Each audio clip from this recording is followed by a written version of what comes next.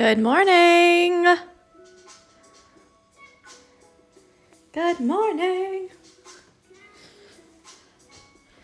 Hello, hello, hello, hello.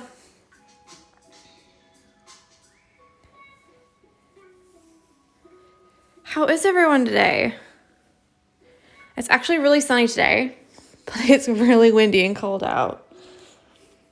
So maybe we're like gearing up for some warm weather later. Hi, Kim. Good morning. All right, so today we're going to do this one here, just this flower. It is going to take a while, so I debated whether I should have it like for a weekend project. But the fact of the matter is we have a lot more to do still, so we're just going to have to tackle it today. I'm going to use two colors, the yellow 3821 and this like a rusty orange color for an outline. So I'm going to show you how to do it. Of course, it's going to be satin stitch. I'm sorry. But you're just going to have to learn how to do it good. Okay? We're going to use 3 strands for the yellow satin. So let's get started. I've already separated my threads. Ooh, got the burps this morning. Probably because I had some sparkling water. Now with these ones here, oh, Veronica's painting the fence this morning. So just listening in, we'll stitch later. So with this one, you just want to have them straight down. So all these ones at the top will all be the same length. And then these ones on the end will be just a little bit shorter. And it will give that appearance of being round. So let me zoom in.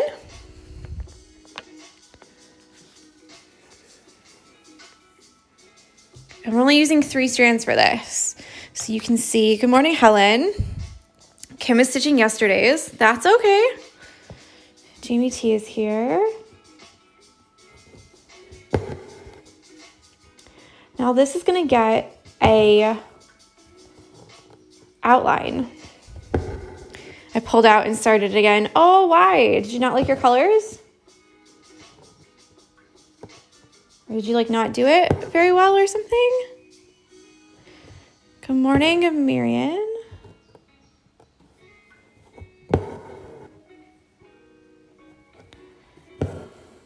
Jamie T says, I've only just gotten out of bed, so I'm not stitching along. That is okay. I've lost my needle. Helen, what do you mean you lost your needle? Just turning down the music a little bit. Lost your needle. I know that too well. Olivia says she's watching while she makes coffee.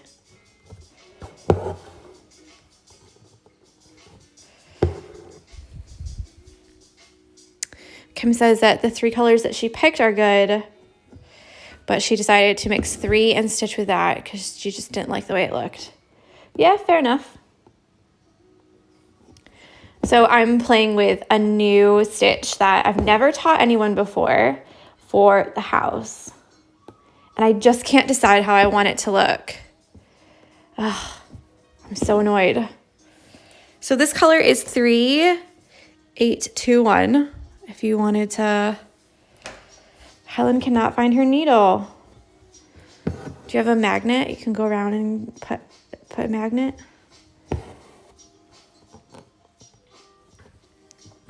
Now with this one, what I'm going to do is do the middle around here and then outline it and see how long that takes. And then if we have more time, then I'll do the outside as well. So just to let you know that you do have to do the whole flower today, but just for time and stuff, you know, because it will take a while to do this. While they slept says, I've got the kids in bed and using this live to take a mind break before I tackle kitchen cleanup. Procrastistitching. That's perfect. Procrastistitching. Helen says that she has loads more needles, so it's fine. I get so attached to my needle though. I feel like it's almost like another finger. Like when I use another one, I feel like it doesn't feel right. It's like it's not the same. Hi, George.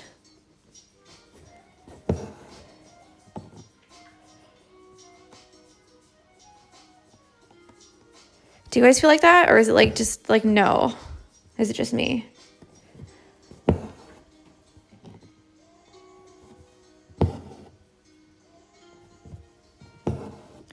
So 3 strands compared to 6 strands, 3 strands has more of a smooth look. If you can see, like this is the 3 strand one. And then over here is the 6 strand. So it's gonna have more of a finer look to it. Actually, this is all 6 strand here. Yeah, it's not broken in, that's what it is. Helen said that she feels the same way too. And that it feels like the needle isn't broken in. Now, I saw someone's post the other day and they said they use a different needle for every color. I couldn't do that. There's no way I could.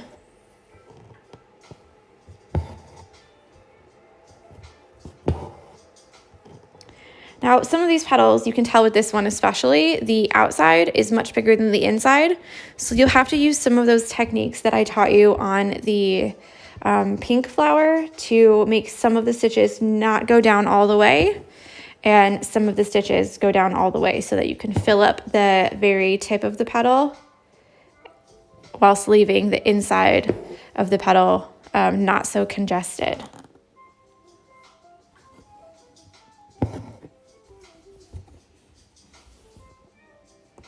So I don't actually even have the light on today. This is all just the sun. You can actually see like a shadow. Like, what is this? What is this weather? The sun? I don't know her. That's how I feel after like a week of rain, like straight rain every day. But it's so nice.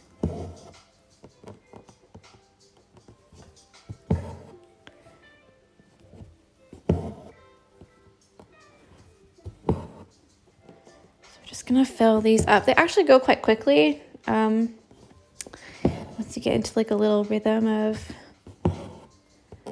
doing them.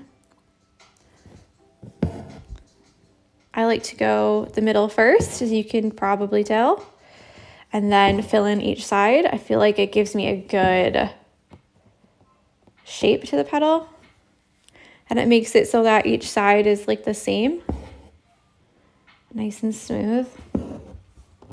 But you do you, you know? If you have a different way of doing it, do it that way. Now we are going to, Helen said she found her needle after she'd already started with another. I would 100% switch back to the old one. No, we are going to do an outline on this. So if you find that your outline is not that amazing, like the outside edge right here, they don't make a nice smooth line, don't worry about it. Don't take it out and redo it again. We are going to do an outline, so just keep that in mind. Now we've already done a stem stitch outline and we've done the whipped back stitch, but I'm going to show you the stem stitch outline on something like this, where you can make a really nice border for all of these stitches, but also not make it as thick as when we used it for the leaves. So this here is another way of doing it. Is go with the middle first, and then you go on each side.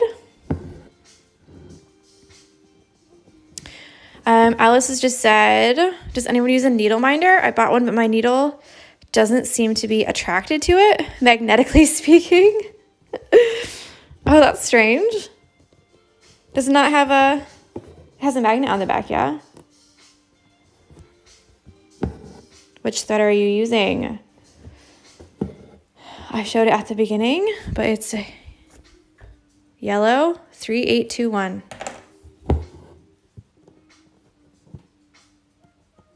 Three strands.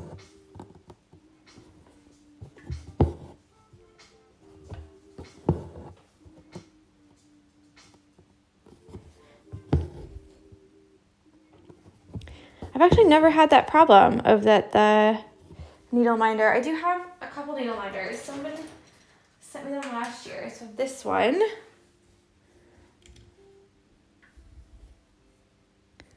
Yeah, so normally they have this thing that comes with it, so you can put it on the back of your fabric. Yeah. And I have one more. It's also a fox. Oh, it's here.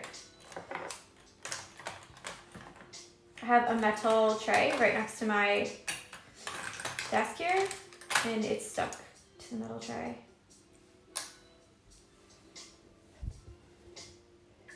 So I have two foxes. And they each have the two magnets like that. You can tell I've used it a lot. But I tend to not put them on my fabric necessarily. No, you're supposed to put, so the way that you normally use them is you put like this, yeah?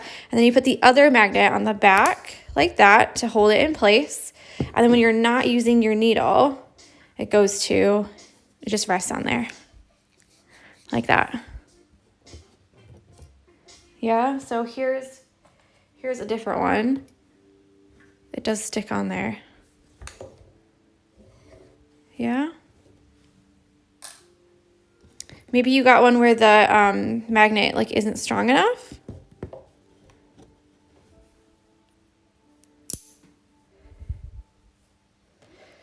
Oh, Jamie says, I did not know that needle minders were a thing. I definitely need to get one of these. I stitch in bed and cannot tell you how many times I found rough needles in my sheets. Oh my God, or rogue needles, sorry. Alice says, okay, this may not be user error. I'll do some experimenting today. Yeah, I mean, she says, mine has two small magnets, so perhaps that's the issue. I don't do hair embroidery, like embroidery for a couple. But you should have two small magnets like this, unless they are really, really, really small.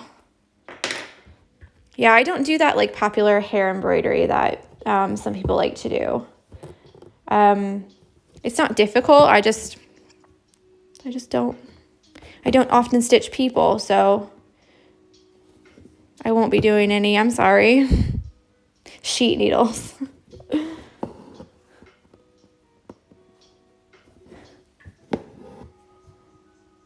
I can't even imagine getting into bed and then being poked.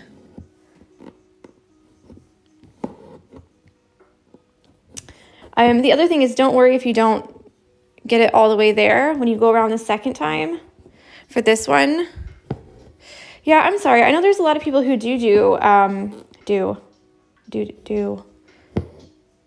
that definitely do the hair, the long hair. Like I said, it's not difficult. You just need to put the long part on the front and almost like what's it called?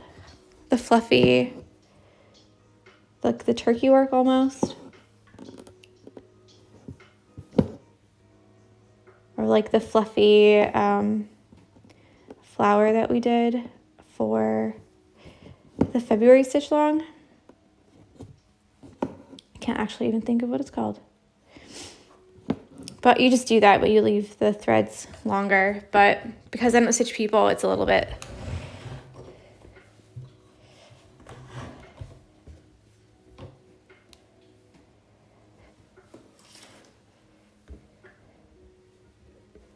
There's lots of people who do it though, so they might like sell a pattern that you could buy that you can learn how to do it from them that way.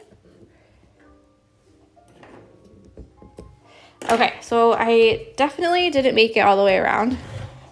That's okay. I'll do 1 or 2 petals on the next row as well so that you can see how to make them meet, because you do have to make them touch. So again, it's just 3 strands.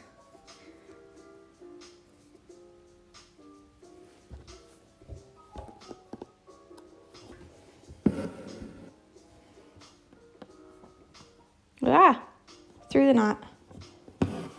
Yeah, don't put it through the knot. All right, so we'll do a stem stitch outline, and we're gonna do just 2 strands for the stem stitch outline. That's because we don't wanna have a really big outline or like a border around each of the petals like we did with the leaves. So this is just gonna give it like a more dainty look. You can also use the same color. So you saw I'm gonna use that like burnt orange color. You can also use the same color if you want to make it less like pop out, you know? I don't use a stabilizer for doing my patterns. Are you talking about on the back? Are you talking about?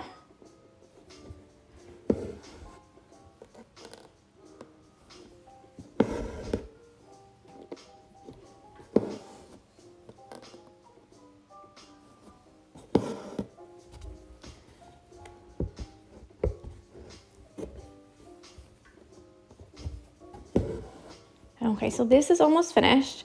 And you'll notice that there's some, oh no, I don't use water-soluble stabilizer or tearaway stabilizer. So if I did, you would see it on the top of my pattern, and it's just fabric here. So I've drawn the pattern right onto the fabric. And then this is a Frixion heat erasable pen, which you can learn all about in the prep videos for the stitch along. So at the beginning of each stitch along, I do a prep, and it shows you how to transfer the pattern and all the different pens you can use, or pencils, or markers, all that kind of thing. So I'll definitely go and have a look at that if you're interested. So I'm just going to do maybe these 2 and these 3 right here so you can see how far down to go, because you do need to go down all the way. So you need to go into all the little cracks between the petals, and then you're going to actually go really close to that extra petal there. So let me just move this down so that you can see it like that. And whether you go up close to the petal or go up towards the end and then go down close to the petal like this, that's up to you, but you do want to get it really close, not into the threads, you know, but you do want to get it really close like this.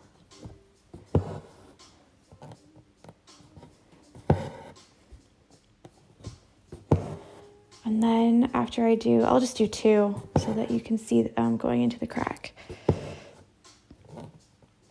She says, I'm a beginner and am inquisitive about a lot of things. That's totally okay.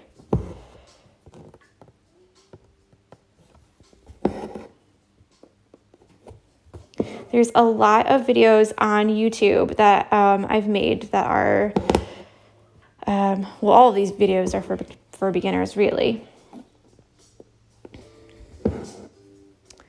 But as far as like setting up your hoop and like stabilizers and all that kind of stuff, what fabric to use, all that kind of stuff, that's all in the Stitch Along prep videos. So I would check those out and give them a watch. I think they're about 45 minutes long.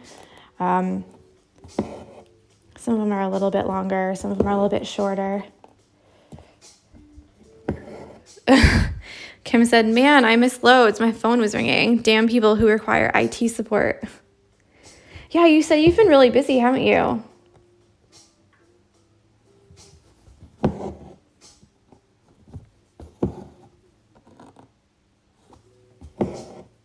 So you're really going to shove those right down in there.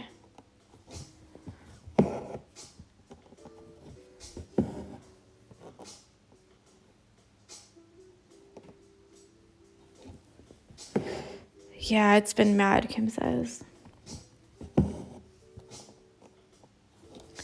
See, I'm finding it that way about like making new kits and making new patterns and stuff. Like getting materials and supplies is like so difficult.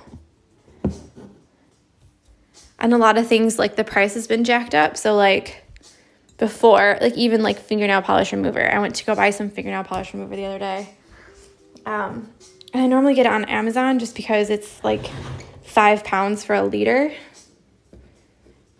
which is cheap. And the same exact bottle that I normally get was like 17 pounds just because people wanted it. Crazy, crazy, crazy. Okay, so I'm going to take the dark orange, and I'm just going to take 2 strands out. Just 2.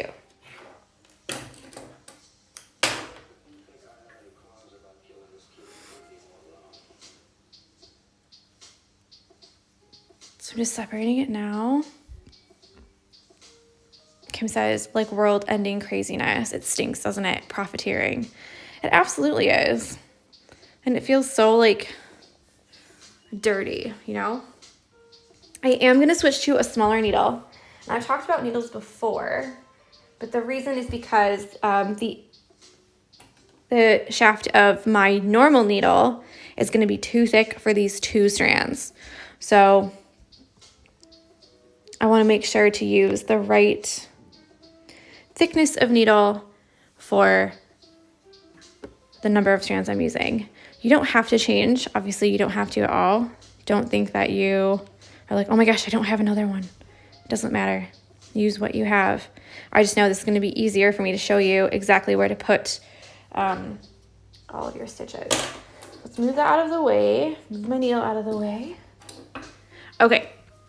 So now we're going to do a stem stitch outline. And with the stem stitch outline, you're going to make really, really, really small stitches. And the reason for that is because all of these curves here, we want them to be nice and smooth. Now, you could use the whipped back stitch for this. And if you would rather do the whipped back stitch because you like the look of it, do that first. Because with the whipped back stitch, remember, you have to do all of your back stitches first and then put your needle under each one of those stitches that goes around. And that's how you get that whipped look. So the stem stitch is kind of a cheat for that. It gives a very similar look, but you can do it after. And if you do it right and you make them really small, it looks really similar as well. So we're gonna do straight up here. Of course, I've pulled the thread through, so that's great. Get that fuzzy thread through because I've pulled it, one of the strands. Just lovely stuff here, guys. Just an absolute embroidery pro, you know? Just pulling out all the stops. Okay, so with the stem stitch, again, you're gonna make really, really, really small stitches. So this right here is too big for these corners, but it's okay for the sides. Yeah, you're gonna leave your loop in the middle. And you're gonna pull it tight. Okay, now we're gonna make them smaller. Smaller stitches, can you tell?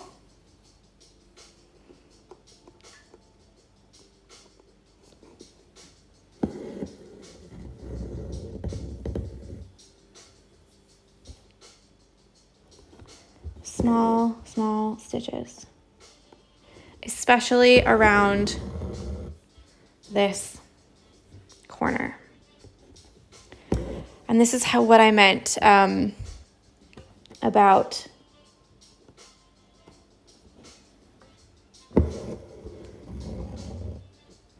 having that outline.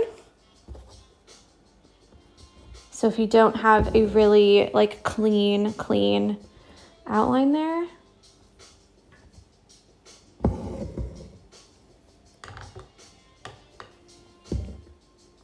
oh no, then you can put this border on there and then it will solve that problem for you.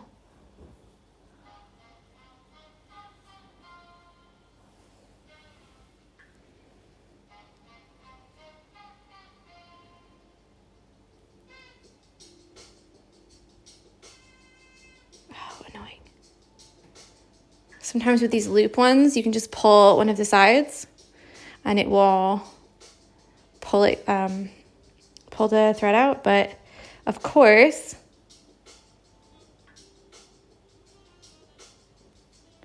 I got one where you can't do that.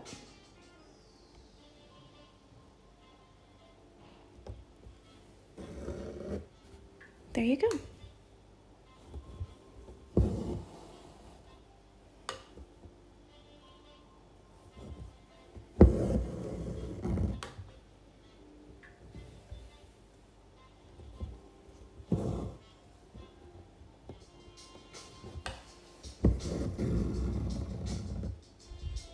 Are we playing bingo again? Oh, I swear I made that bingo and it cursed me because that day afterwards, I did a hole in my fabric. I wrapped my thread around the hardware like 6 times in a row, so I didn't actually even video the other ones where I did it. Okay, so this is another one of those where I've just ended right here, but I need to also start here to do the next petal. So you can come up here, yeah,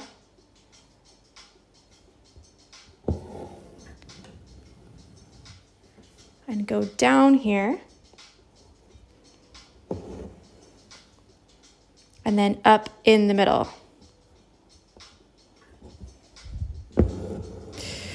Oh, Marian is a genius. She says we could make a satisfying things bingo, like when you have just enough thread to finish the flower and things like that. Definitely. Should I put this in my stories after this? I also have to put up yesterday's video still. So if you can't find it on there, it's because I didn't have enough time yesterday to upload it. But I can put that in my stories.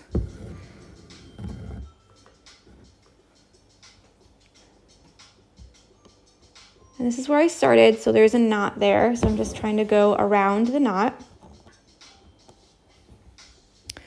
And just to be clear, I would 100% do all of the satin stitch first, and then go back and do all of the outline second.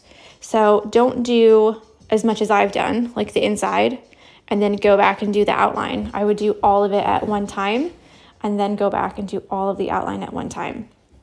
Now, if you wanted to, like if you were hell-bent on doing just the middle, then the outline, then the outside, then the outline, you obviously could, like there's no wrong way to do it, you know? Just make sure that when you go to do these outside stitches, just like what I'm going to have to do, is you really, really tuck them in there. So you're going to almost have to put your needle on an angle to really get in there and tuck all of these yellow satin stitches up under there, because what you don't want to happen is to have some yellow stitches go down like this and you see either a white outline around each one. Well, yeah, that's pretty much the only thing. I thought there was 2 things, but there's just one thing. So yeah, so you don't want to have that happen. The other thing that could happen is that some would go all the way down and some wouldn't go down far enough. So you'll have some like that, you know, you can see a white spot, and then other ones that do. So make sure that you really tuck those stitches in. I hope that makes sense. But I know some people, they've like skipped to the end, and then they've just done what I've done. So a couple people like only did 2 flowers instead of 3, because remember I didn't do the 3rd flower for the woven wagon wheel. So you don't have to, don't copy me, you know, on this. Now, I do have one that's already finished, and it's in the latest pattern, and I've used the exact same color scheme. One, because I'm not going down the same hole. If I zoom in more, you can't see my hand, so that's why I haven't done it yet. So it's a stem stitch. So you make a stitch like this, and then you come back in the middle, Yeah? Okay, so this one here, you do go down the same hole for the next stem stitch. But we've done the stem stitch before, so if you want a clearer video, I'd go back and watch this one because it's with 6 strands, or 3 strands, maybe 6 strands. So you'll be able to see it much more clearly. But I can't zoom in anymore because otherwise people can't see what my hands are doing.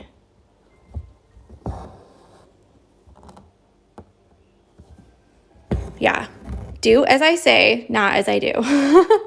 That's clever. If I ever have children, I'm gonna stitch that up and put it on the wall. Do as I say, not as I do.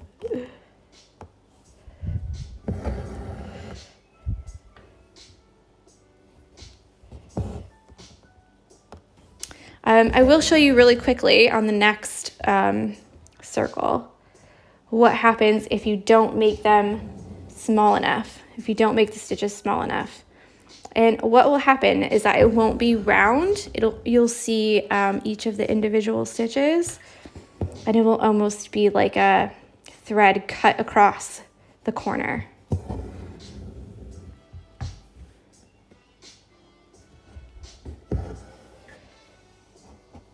Okay, so this one here, I'm gonna make this one intentionally bigger, okay? So don't do it like this. No. Don't do it like this. So I've made my first one here, okay?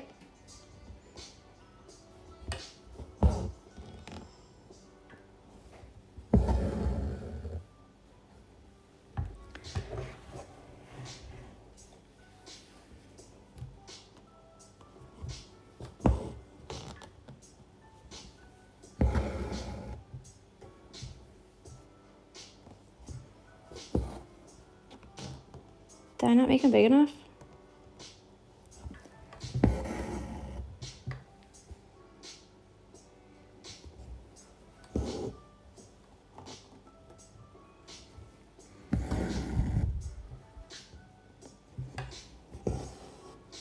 Okay, so do you see what's happened?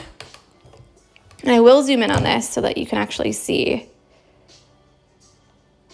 So do you see what's happened? Because these stitches are too far apart, they actually don't catch each other on the curve. So that's kind of what's happening here, is that this next stitch is catching it. If this happens to you, yeah, and you're thinking, oh my gosh, this is gonna be so hard to take out, you don't necessarily have to take it out. I wouldn't do this every time. It's just if you find a mistake. Okay, so let's see if I can't make it a little bit bigger. I mean, not bigger, but up, so I don't have to hold it. Okay, so what you can do is find out where it's catching at. Get my other needle.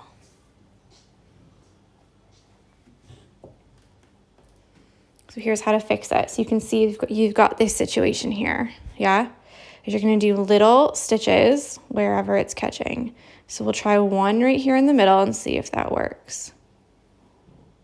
That might work. So we're gonna do up here. Yeah, and we're gonna go like this and push it where you want it to stay and make just a little straight stitch there. See it? Now I'll also need one over here because you can see this one right here is also catching. So we'll do one over here as well. Now this is not how you do the stitch. I'm gonna say it again. This is not how you do this stitch. This is if you mess up and you can't undo it, or you've seen that you've made your stitches too big way later. So it's gonna be more of a pain to undo it than it would be if you just add these stitches. Does that make sense? Oh, sorry. Sorry. So I'm just tacking these down with a little stitch like that. So obviously I wouldn't do that all the way around. This one's probably okay over there.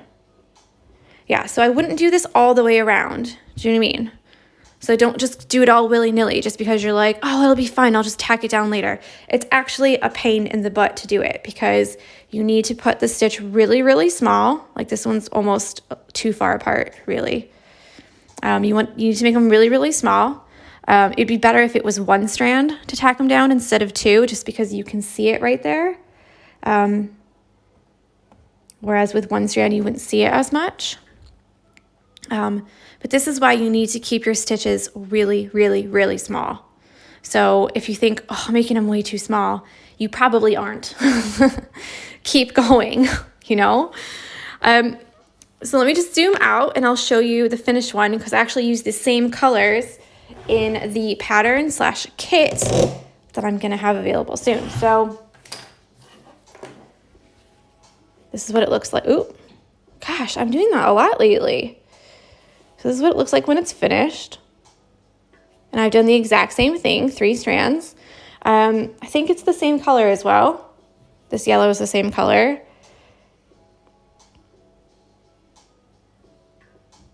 And you can see, even right here, I probably need to do one because I didn't make them small enough.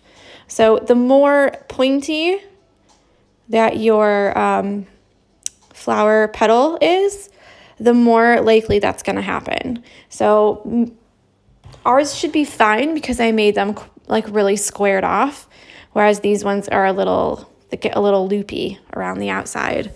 But just be careful on those corners and make your stitches extra, extra small. So you don't have to finish this whole flower today. Don't worry if you don't have time because it is time consuming, this one. So even if you want to just do the satin stitch on the inside, fine. Tomorrow we're going to fill up these 2 leaves and this stem, and that's it. So you have a bit more to do today, but then less to do tomorrow. So between the 2 of them, you can hopefully find some time to do both. So yeah, that's what we've got. Make sure that you're going to the Barmy Fox SAL, like and comment on a couple of people's hoops. Just spread some love, yeah. Make sure that you're tagging me with @thebarmyfox so I can repost your progress. And don't worry if it's just a little bit as well, you know, small steps. Progress is still progress, even if it's slow, you know? So I hope you have a lovely Tuesday. It's my mother-in-law's birthday today. So I'm going to make some lemon crinkle cookies because she loves lemon flavored things. And hopefully, fingers crossed, they turn out delicious. Yeah, I'll probably take you along and do some stories about it because you guys seem to like the cookie ones. So that's it from me. I will talk with you tomorrow. All right? Bye.